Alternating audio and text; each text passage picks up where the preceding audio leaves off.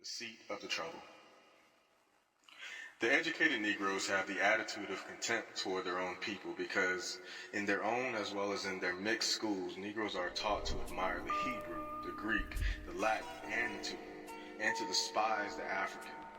Of the hundreds of Negro high schools recently examined by an expert in the United States Bureau of Education, only 18 offer a course taking up the history of the Negro. And in most of the Negro colleges and universities where the Negro is thought of, the race is studied only as a problem or dismissed as of little consequence. For example, an officer of a Negro university, thinking that an additional course on the Negro should be given there, called upon a Negro doctor of philosophy of the faculty to offer such work. He promptly informed the officer that he knew nothing about the Negro.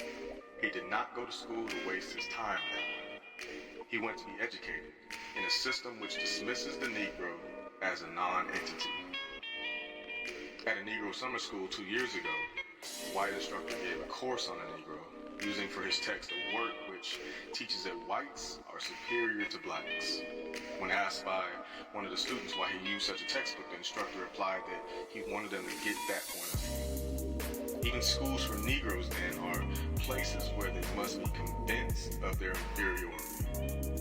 The thought of the inferiority of the Negro is drilled into him in almost every class he enters and in almost every book he studies. If he happens to leave school after he masters the fundamentals before he finishes high school or reaches college, he will naturally escape some of this bias and may recover in time to be of service to his people. Practically all of the successful Negroes in this country are of the uneducated type, or of that of Negroes who have had no formal education at all.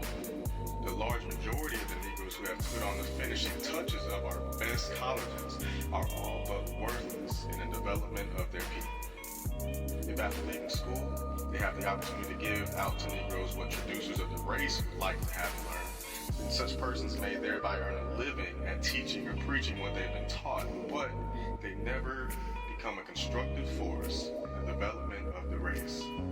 The so-called school, then, becomes a questionable factor in the life of this despised people. As another has well said, to handicap a student by teaching him that his black face is a curse and that his struggle to change his condition is hopeless is the worst sort of lynching. It kills one's aspirations and dooms him to vagabondage and crime. It is strange then that the friends of truth and the promoters of freedom have not risen up against the present propaganda in the schools and crushed it. This crusade is much more important than the anti-lynching movement because there would be no lynching if it did not start in the classroom.